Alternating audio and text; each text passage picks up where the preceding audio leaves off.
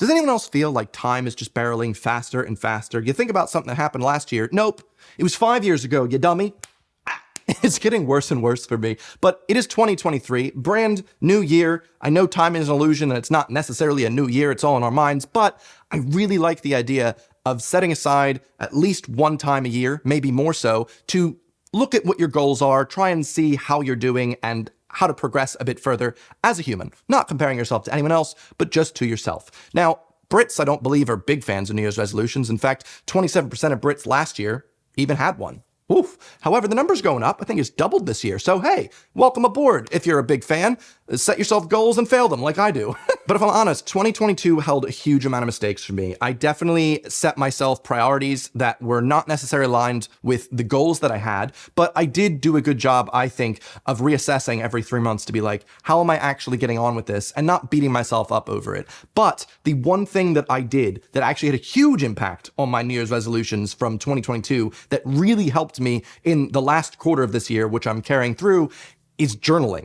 I watched a lot of YouTube videos on bullet journaling and immediately was overwhelmed with hatred. I hate it. I hate this. Why would I spend so much of my time writing out calendars and drawing stuff as opposed to actually doing the stuff that I want to do?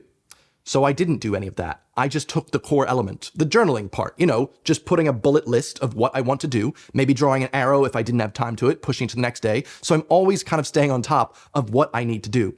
Ever since implementing that basic system, oh my gosh, my music, my language learning, everything has been through the roof, and I feel really proud of myself, maybe just because I'm ticking things off a box. Now, I'm a huge fan of like online digital learners like Notion, having a little list of things to do there, but it's just a different beast when you have something online on a computer versus physical. I don't know how to describe it, but if there's one thing I can recommend to you, I would highly recommend trying out just writing down your stuff on a physical list this year. It's helped me quite a lot. Now, looking back at the goals that I set in 2022, okay, some mistakes, some wins, let's go over it. I set myself the lofty goal of finishing my Duolingo tree for Spanish. Now, Duolingo has completely revamped the tree, but even if they hadn't, I was nowhere close. I think that was an unrealistic expectation. I think I'd slowed down so much with my Spanish. I wasn't doing it at the proper times of day. I was just kind of sneaking in at night and kind of just maintaining it as opposed to growing it. I wasn't as excited about it. I felt like some of the lessons I was taking were just a bit difficult and took too much time, and so I didn't want to commit to it. And so I slowed down a lot. However, as soon as the new update came around and I wanted to research it a bit more for a video, I've been spending like 15 minutes to 30 minutes every single day learning Spanish, and I've been really, really enjoying it. And I feel like my Spanish has increased so much. Just making sure that I do it before about 4 p.m. really, really solidifies to me, oh, I've done a good job. I've done my Spanish. And then when I'm relaxing in the later parts of the evening, I feel so much more proud of myself. Like I don't have that anxious thought of, oh, don't forget, you gotta make sure you learn some Spanish. And instead of it feeling like a hassle, it's now feeling like a joy. Like I don't have to do Spanish, I get to do Spanish. Just by like viewing it that way has made me feel a lot better. In terms of my German's actually doing really well. Throughout the year, I think I actually finished the Harry Potter series completely in German this year. Unless I finished that last year. Gosh, time is just an illusion. I can't remember what's going on. But what I have done a lot this year is listen. I've been listening to loads of new German music just on Spotify, and it's really helped me maintain my language. And also I've been watching a couple more programs in German, and that's been really nice. Do I have a chance to speak German as often? Not really, but I did go to Oktoberfest this past year, and that showed me that I do still have my German, and I do still really love the language, and I love speaking it. If I was to set myself a language learning goal for 2023, it wouldn't necessarily be finish the tree or become XYZ level of fluency. It would just be maintain that level of learning that I currently have, making sure I do about 15 minutes a day of my Spanish and maintain my German, just so I know that I'm really progressing and I'm not going to beat myself up about it in the future. Hopefully, I'll set myself a little lofty goal, maybe read a book in Spanish. That would be nice, but if I can't, I'm not going to beat myself up about it. Now, I actually made quite a lot of progress in the musical side of my life than I expected. The first half of the year, I really didn't make progress in much of anything at all because so much of my time was devoted to my house. I just bought a flat to myself, and my entire goal was doing the whole thing up and making it my own. From like painting the ceilings and the walls to doing it up and making sure everything looked the way I wanted it to. That was such an incredible amount of time that it took to do all that, that all of the other things I wanted to do, including music, kind of fell by the wayside. Am I upset about that? No. you know, sometimes life throws you curveballs, whether that be from life or yourself. I really had that as a priority that I didn't realize I'd have. But now I'm really happy I've got a space that I really love, and now I can focus on my music. In fact, just by making sure I had my ukuleles hanging around the house, I actually have played so much more than I ever did in the previous year. I've been fiddling and noodling around on my ukulele and writing little bits. They haven't really gone anywhere, but just for me, it's been really enjoyable to just pick the instrument up and begin playing with it again. Also, in terms of piano, like I said, as soon as I started journaling, this last quarter of the year, I've progressed so much, and I'm just really proud of myself for that. I've gotten all the way back to my previous levels of piano in the piano book when I used to live in Chiswick. And for the longest time, I felt really defeatist about myself because, yeah, I let it go for a bit. I ran out of time. I didn't dedicate time to it. And as soon as you fall out of a habit, it's really hard to pick that thing back up. But I've really started looking at it as something I'm really excited to do. In fact, I procrastinate editing videos by playing piano now because it's something I'm excited to do. I'm seeing this progression and I'm like, oh, I get to play piano, not I have to. And just by trying to look at the habit I'm trying to form that way, it has significantly impacted my ability to just sit down and play. Even if it's just for 10 minutes. My goal is, you know what, just play one of the songs in your little piano book and that's it. But I always end up playing for a bit longer. So that's another thing that's really helped me, is by tricking myself into thinking I'm only going to play for 5 minutes. Because to be fair, I only have to, but it's so enjoyable that while I'm there, I might as well just play another song. That being said, yet again, another big L from me is I didn't do any work at all on the song that I wrote at this point, what, 3-4 years ago? All I want is to produce this, he says. But all these other priorities came up in my life, and I just haven't had a chance to get on it. I just really need to work with a producer, and I seem I just seem unable to do anything to progress it, you know? So that is one thing that I am genuinely annoyed at myself with, but also I've had a lot of other things going on, so I just can't say this every year though. In regards to making my song and also the Skillshare course that I was supposedly gonna come out with in 2022, my friend Luke said it's like my Arthur Braxton, the film that he took like, what, 6-7 years to make. Yeah, it's just one of those things I'm always working on in the background, but I'm not actually working on. I'm working on all these other things. You know, trying to do a lot of things. It's okay. But yeah, the Skillshare course, I didn't progress with at all. A huge priority became working on my home. And in fact, I didn't want to shoot any of the Skillshare course in my home studio until my home studio was done. It felt like, almost like I'd be embarrassed, like, oh, this isn't actually how my space looks. I've just moved in here, so I have to wait until I finish it out. But that took months and months and months. So now I'm actually at a position where I can do that. So I am very excited that I can do that. But to be honest with you, I'm just at a huge bottleneck with editing. The way I edit these videos takes an incredible amount of time, from the color grading, the audio production, and lighting, and yada, yada, yada. And so essentially, no matter how much I do film to try and get ahead of myself, it takes so long to edit these that I can't ever really produce more content without hiring some sort of editor more long-term, not just for one-offs. And I kind of need to sort that situation out in 2023 if I want to grow my YouTube channel and or just make better things. I think a lot of the issue here comes from me being such a weird perfectionist with certain little things about the way that the skin tones look, the way that the colors look in the video, the way that the audio, the microphone sounds. I do so many extra things because I just really enjoy that aspect that as soon as I try and get someone else to help me, I always feel like I overwhelm them with just the sheer amount of nitty-gritties that I'm into with YouTube. I had so many really good summer days where I would just pick up the ukulele, go sit on my balcony, and just start playing and singing, and it just was so freeing. I wasn't playing for a stream. I wasn't monetizing in any way. I was just making music just for me and anyone, I guess, in my development hearing me sing. But I just really love music, and it's nice to just create regardless of what it's for. I will give myself a W and say that for 2022, I'm incredibly proud of what I managed to do with this house, whether that be the DIY wood paneling in the living room or the one that I did in my bedroom, the bathroom, the whole way that my studio now looks, the fact where I love working there. I love editing in there because the space is so conducive of it. I just sit down and get to work now. I'm less distracted. So I am really, really proud of that, and I will take that as a win. Wasn't necessarily something I think I'd even thought about in my New Year's resolutions last year, but this year, I'm doing a lot less with the house.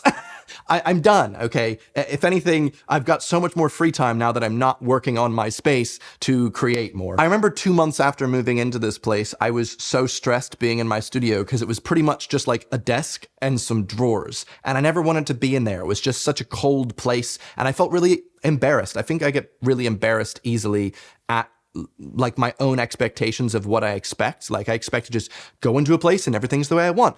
But big things take big time. And I figured that out throughout the year. And I think I'm a bit more wise in that way. Probably still feel embarrassed by my inabilities this year as well, though. The most popular New Year's resolution people create every single year is improving their fitness. And I always have that as a goal, but I've actually done a pretty good job this year. I kind of started off on a shaky footing there because I got a bit of an injury halfway through the year and it really scared me. I was getting like shooting, stabbing pain, which was pretty much linked to working out. And so I was scared to work out. I couldn't do it for a bit, and it really caused me to get into a mental funk. I would see myself in the mirror and just be really depressed at how I looked because I felt like I could be something and I wanted to work out, but I was just scared to. And slowly but surely, I got back into it, really worked on my form. And now for the last 2 months, I've gone 3 days a week, haven't missed a single week of 3-day full body workouts. And I am really proud about that. I can really see changes to my body now. My shoulders are getting wider. I feel like much more energy in my chest. My posture's improved. So my fitness goals for last year are finally coming to fruition, and I'm going to carry them through in terms of my goals. Just keep it up, buddy. 3 days a week, full body. I'm not looking for like any crazy changes, just keeping up my workout routine and making it part of my lifestyle. I definitely didn't run this year as much as I have in previous years, but I think that's because I was focusing much more on my muscle gains. So I think that's fair. I would like to be able to run maybe like twice a month. I feel like that's not too lofty. I'd like to do it more, but it's so difficult to both run a lot and also go to the gym a lot because your body needs to heal, especially because I don't really need much cardio. I don't need to burn calories. It's so difficult. I have to eat so much food to get any gains at all. And I don't like it. And very comically, every year I set myself the same goal that I always do fail, but I do try to stop biting my nails. But very recently I found out about dermatophagia, if I'm pronouncing that correctly, which is a mental illness linked to obsessive biting of the nails and the skin around the nails. And it's heavily linked to hyperfocusing ADHD. And I was like, ugh. But it's definitely made me feel a lot more understanding of what I'm going through. Because a lot of times I do not know that I'm doing it. I will just be sitting there, my hand will just naturally be in my mouth. My girlfriend will be like, oh, you're biting. And I'll be like, oh, oops. And then within a split second, she'll be like, you're biting again. I don't know I'm doing it. It's just a thing that I do. And it also is heavily linked to anxiety. I was having a really good month of not biting for quite a while. And then I had a super anxious day in like September and they were gone. Like I just gnawed right through until I was bleeding. So maybe if I was less anxious, I'd fix the problem. But I'm doing pretty okay so far. I think I haven't bitten in like maybe a week and a half. So that's good. I got myself a little manicure and now the texture feels awful to try and bite, so hooray. Now, I think if I look at last year's goals, I really wanted to travel a lot more in 2022, and I definitely did. I went to the Canary Islands, I went to San Sebastian in Spain, went back to Munich, I did trips to Ireland and Wales. I really had a pretty good travel year, but my issue at this point is I want to travel so much more, but I also want to not spend money. So you can't have both, and I'm kind of balancing that you can only live once FOMO and you can't spend all that money. But I really want to make 2023 a year in which I actually travel and make more memories, because you only have one life. And, you know, if I'm in the position to be able to travel, that's kind of what I want to spend my money on. I'd much rather travel somewhere exciting than buy some fancy shirt or something. One thing I am really proud of about my 2022 progress is my photography. I have really progressed just by taking a lot more photos. I haven't necessarily gone out of my way to learn any new techniques or anything. I've just been practicing, taking photos whenever I can, editing whenever I can, and I'm really, really happy with the photos that I've been able to come out with. I'd love to be able to have some prints released in 2023, but that depends.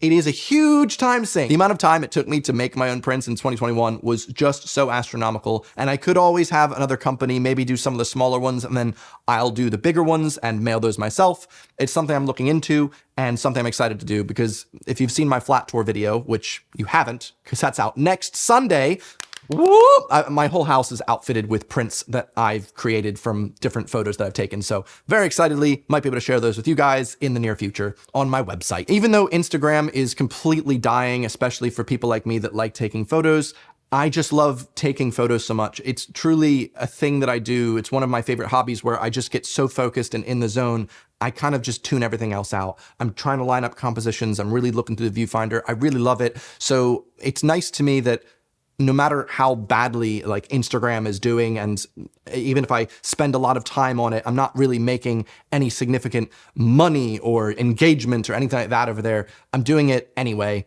because it just makes me feel at peace. And I love it. One big goal I had myself set for 2022 was become more organized, and I absolutely killed that. I was an incredibly unorganized person before this year, but I really forced myself into the habit by aiding myself. If you don't have any little places to put things, you're just going to put them all over the place. So I made sure that my wardrobe is incredibly organized. I gave myself little drawers for different things. My studio has lots of different places for me to put things in an organized fashion. And now I'm just really proud of my organization, so that's good. Also, another big one that I was really scared of in 2022 was DIY. I hadn't done any DIY at all. And God, I've now come so far. I've done so much drilling and painting and everything. And from the fact that last year I couldn't do any of that, I just feel like so much more of like a stereotypical dad. And that makes me happy. And I also really wanted to get better at cooking and baking in 2022, and I absolutely did. I even made my entire Thanksgiving dinner this year from scratch. It might have taken 3 days and a lot of anxiety, but I did it, and I was just really proud of myself. So this year, I guess just carrying on with that, I'm hoping to just build out my cooking experience and become a better home cook. In terms of work goals, I was really happy that this past year I was able to film a lot more outside of my bedroom, whether that be in front of different storefronts outside and whatnot, or basically making bigger projects that are not just YouTuber in his bedroom. In terms of YouTube goals, I'm not really looking at numbers this year as much as the quality I'm putting out. I'm really hoping not just the quality of the video or the audio or anything like that, but the content. And as every year, my goal is to improve at my thumbnail title game, which I'm always really bad at. I really love making videos and I really hate making the titles and thumbnails, but I do have to spend more time on that if I want this to be my job. And one thing I didn't really talk about in my resolutions video last year was relationships. I actually put a lot more time and focus into being present in my relationships in the last year, and I don't have any regrets with that. I might not have been as productive in loads of different categories, but nothing like that even matters in the slightest as opposed to like an actual relationship with someone you love. So no regrets. Now that I'm not just a single guy living for the grind, a lot of my time is dedicated to just being a dedicated boyfriend. So 2023, those are my goals. I'm very, very excited for this year, and I'm hoping to make a lot of new memories and new growth and become a better person in general. And finally, I'd really like to thank you for helping make 2022 a really good year for me. I had a really, really stressful 2021, and the fact that I had so many of you here with me, spending a lot of your time watching whatever little things that I wanted to make and allowing me to experiment a little bit, just really made my year all the better. So thank you so much for spending so much time with me, and hopefully I'll see you in 2023, which, to be fair, you're seeing me right now. So I'll see you next week for my flat tour video, the video that I've only teased for an entire year, but it's coming. Just spending so much time on it. But I'll see you then. Thanks for watching. Happy New Year. Goodbye.